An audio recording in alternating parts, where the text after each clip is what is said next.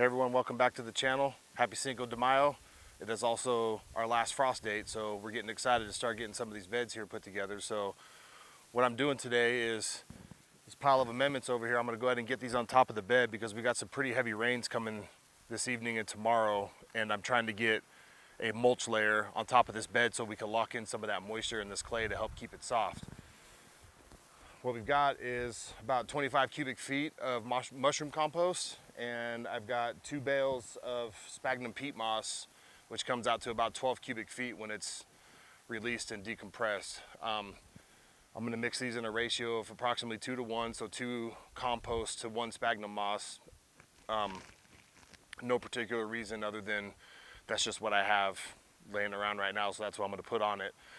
We'll probably be putting some other amendments on it throughout the growing time, but so our plan for this bed, the reason why we put this bed down here where it's at is it's close down here to the creek. It stays much cooler in this particular area, and there's a few trees here that break up the sun, the direct sun that shines down on this bed. So this is where we're going to try and put lettuce greens, spinach, chard, stuff like that, stuff that will get torched basically in the summer heat. We're hoping that it'll stay cooler down here, and it stays a little more moist down here too. So we're hoping that we can grow lettuces and greens through the entire summer. That's the intention anyway. That's what we're trying to do.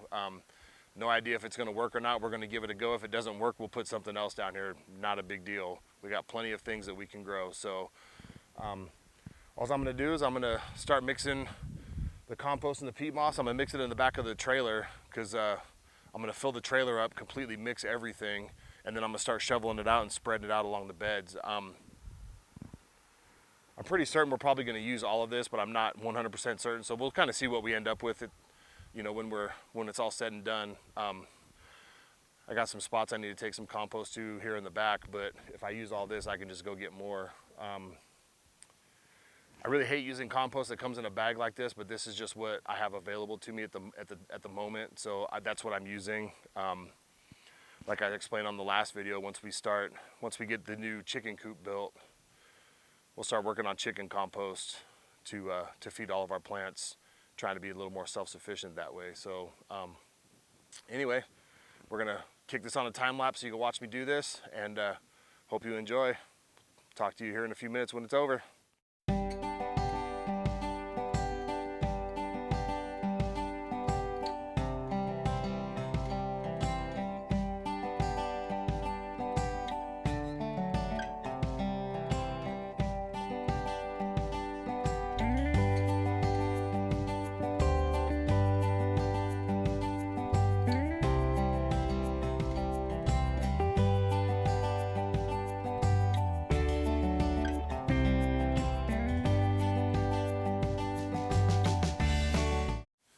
All right, y'all, well, we got it all laid out here. We put down about 14 cubic feet of mushroom compost and about 7-8 cubic feet of sphagnum peat moss.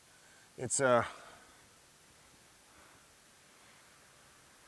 cover layer is about 2 or 3 inches. Should be a really good topping for this clay soil. Try and hold in some of that moisture. It's going to be a mulch barrier, plus all the nutrients and stuff that are already in the compost going to help our plants grow. Like I said, we're going to put lettuce in these plots here probably after this. We got a series of rain coming starting probably this evening, probably maybe tomorrow morning.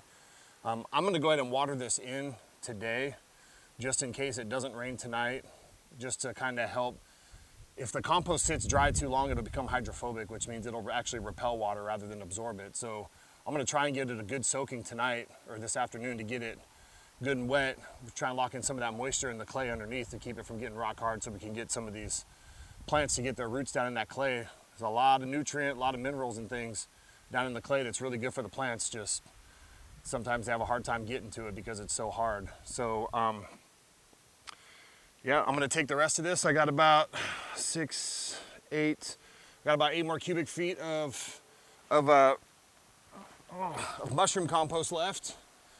Got about 8 cubic feet of mushroom compost left, and probably about 4-ish cubic feet of sphagnum peat moss left that I'm gonna go ahead and mix up, and we're gonna go take it back and put it on the On the corn plot, there's some really, really hard clay back there. It's almost a hard pan clay. There hasn't really been much. There's been like the pampas heads that we've been digging up back there that we showed you all. There's been a lot of those growing in there, but there hasn't really been much other ground cover. So it's really compacted and really difficult to get broke loose. So we're gonna take some of this back there and use our broad fork. I'll show you all how to use that when we go ahead and start getting that plot worked up here in the next, I don't know, next few days, probably after the rain.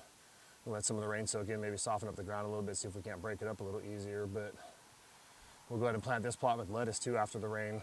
Should be, I don't know, next 2 or 3 days anyway. Supposed to have rain for a couple of days, and then it's supposed to be clear for a couple of days, and then rain again for another day. So I think that'll be a perfect time to go ahead and get some of this lettuce in the ground. We're just gonna direct sow it. We tried doing starts and those ones didn't quite work out too well. So direct sowing, they'll be fine. They should come up, and if they don't, well, we'll plant something different. We're still, this is quite a learning process for my wife and I. We didn't grow up like this. We didn't grow up farming. I mean, we grew up with small minor gardens here and there with our families and things, but nothing on any sort of scale.